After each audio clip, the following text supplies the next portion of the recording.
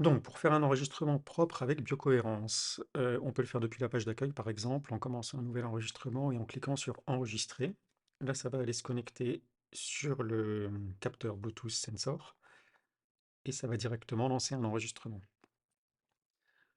Vous avez une jolie animation pendant l'enregistrement. Ça ne sert que à faire passer le temps puisque l'animation n'est pas mise à jour en temps réel en fonction des mesures. Ça, les mesures seront calculées en fin d'enregistrement.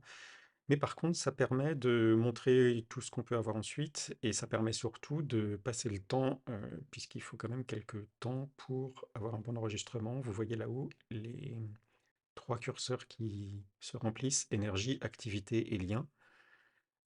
C'est ces 3 curseurs qui doivent être remplis complètement si on veut pouvoir avoir suffisamment d'informations pour calculer toutes les variables.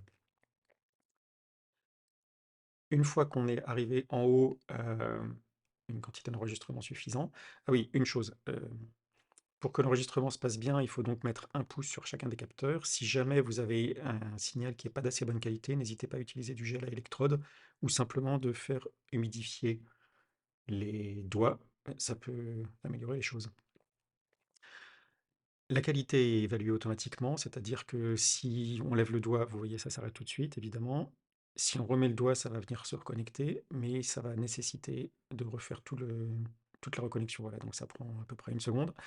Et ensuite, si jamais on n'appuie pas assez, ou on bouge, ou on fait des trucs bizarres comme ça, voilà, là, vous voyez que ça passe sur un fond rouge, ça veut dire que il n'est pas en train de prendre les données, de prendre en compte les données qui sont enregistrées là. Il va attendre de faire une recalibration, c'est-à-dire qu'on se repose tranquillement. Et voilà, à partir du moment où on recommence à avoir des points verts et pas de fond rouge, ça veut dire que là, les données sont de bonne qualité et sont prises en compte.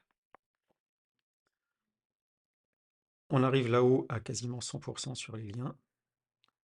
Quand l'enregistrement n'est pas pris en compte, c'est sur un fond rouge là-haut, là on le voit, et sur un fond rouge au milieu de l'écran aussi. Voilà. Donc ensuite, on va cliquer sur Stop. Et là, il va aller calculer toutes les données en bas et on va pouvoir voir les différentes parties ici qui sont les différents chapitres principaux qu'on verra dans un enregistrement consacré au scan.